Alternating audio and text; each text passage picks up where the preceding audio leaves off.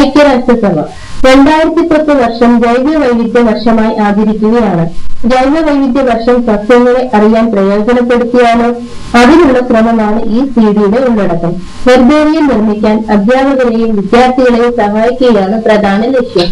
നമുക്ക് ചുറ്റുമുള്ള 101 ഔഷധ സസ്യങ്ങളെ ഈ സിഡി പരിചയപ്പെടുത്തുന്നു.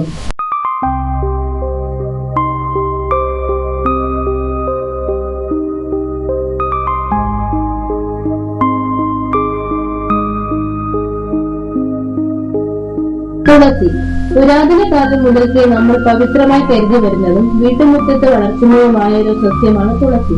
പനി, ചുമ, കീടങ്ങൾ മൂലമുള്ള വിഷം എന്നിവയ്ക്കും തുളസി ഔഷധമായി ഉപയോഗിക്കുന്നു.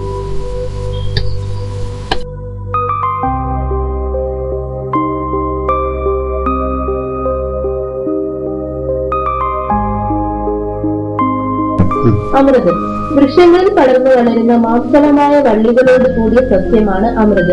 ഇലകൾ ഹൃദയാകൃതിയും പച്ചനിറമുള്ളതുമാണ്. ഒരു താരനിറത്തോട് കൂടിയതും വളരെ നേർത്തും കാണപ്പെടുന്നു.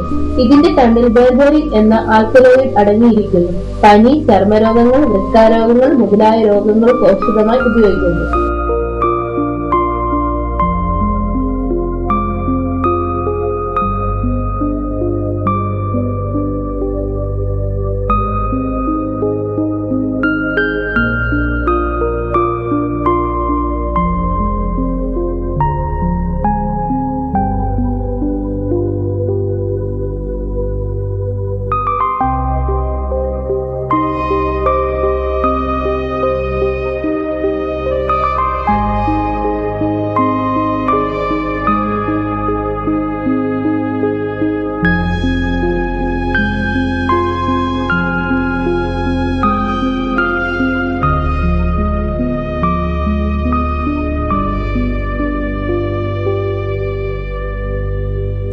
ആടലോടകം 1-2 മീറ്റർ ഉയരത്തിൽ വളരുന്ന നിറയെ ഇലകളുള്ള നിത്യഹരിത കുറ്റിച്ചെടിയാണ് ആടലോടകം.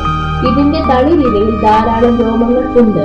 ഇവ 2 തരത്തിൽ കാണപ്പെടുന്നു: ചെറിയ ആടലോടകവും വലിയ ആടലോടകവും. ഇവ ഏതു തരം കാലാവസ്ഥയിലും പരിസ്ഥിതിയിലും വളരുന്നു. കഫദോഷം, ജലദോഷം, ചുമ എന്നീ രോഗങ്ങൾക്ക് ഉത്തമ പ്രതിവിധിയാണ്.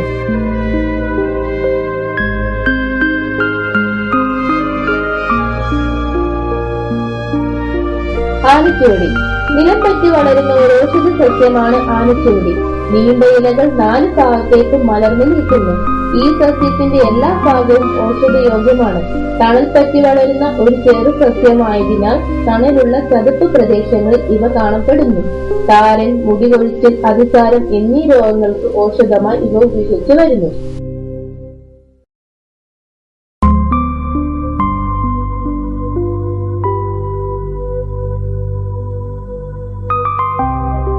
ആട്ടുകൊട്ടപ്പാല പടർന്നു വളരുന്ന ഒരു വള്ളിച്ചെടിയാണ് ആട്ടുകൊട്ടപ്പാല.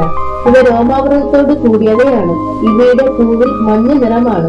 ഇതിന്റെ ഇലയിലും തണ്ടിലും എന്നുവേണ്ട എല്ലാ ഭാഗത്തും പാൽ നിറത്തിലുള്ള കറയുണ്ട്. ഇവയുടെ ഇല വായിലിട്ട് ചവയ്ക്കുകയാണെങ്കിൽ നാക്കിന്റെ രുചി അറിയേണ്ട ശേഷി കുറച്ചു നേരം നഷ്ടപ്പെടുന്നു.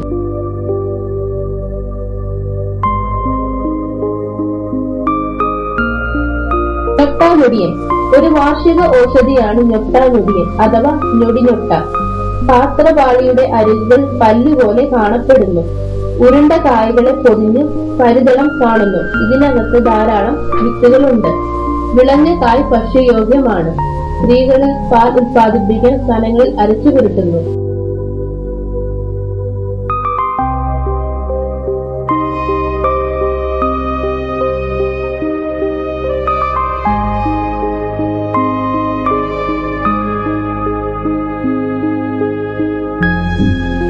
ആര്യവേപ്പ് ഇതൊരു ഇന്ത്യൻ വൃക്ഷമാണ്. വ്യാവസായികമായി നീം എന്ന് അറിയപ്പെടുന്നു.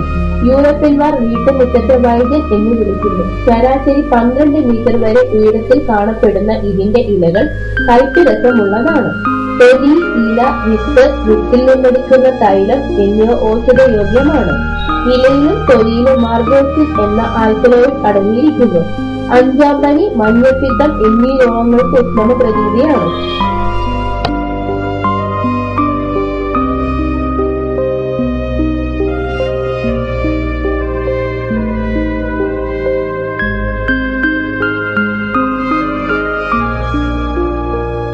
ഇരുമ്പിഴി.